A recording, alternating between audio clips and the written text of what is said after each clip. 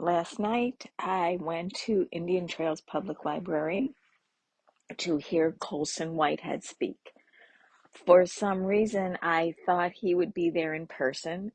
Very optimistic of me. He was not. It was a Zoom telecast to Illinois libraries. And while I am still grateful for the opportunity to see him speak in real time, I kind of wanted to meet him in person. I thought they'd be selling books, but that didn't happen.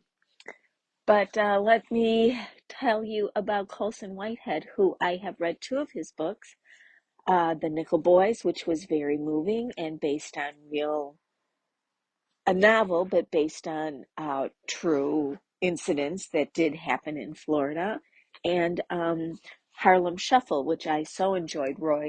Roy Carney, the protagonist in that book.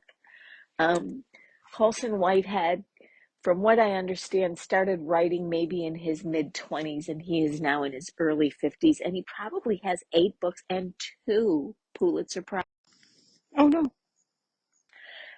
That's fabulous, I think. Um, he even spoke about how every book you put out there, it's not like you put out a book, then you think, it's just okay. Every book you put out there, you sweat into and you put everything into it, and you hope that it's, the best that you can do. And how winning one Pulitzer was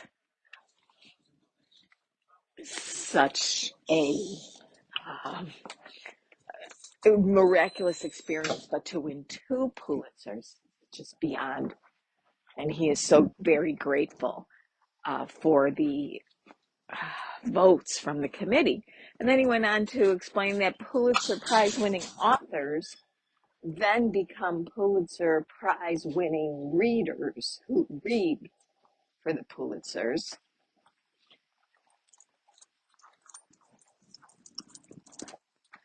And how he read thousands and thousands of, not thousands and thousands, but many, many books over the summer as part of the judgment on the Pulitzer Prizes. So he did make a funny comment about how he is current and up to date on all modern fiction. The interviewer, I think his name was Tabucci, but I may be wrong.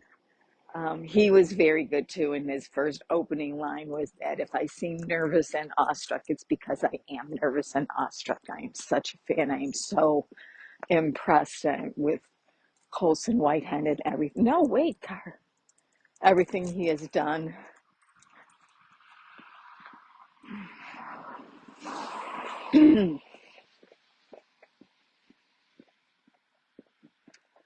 um, Colson said that he gets a lot of his influence from movies and that from film.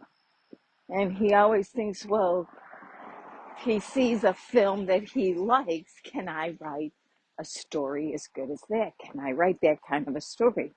He also noted that he grew up in a home that had many books available to him all the time, and that, bestsellers of his childhood years, and he enjoyed reading them very much, and that would always give him an idea for new, what about a story about this?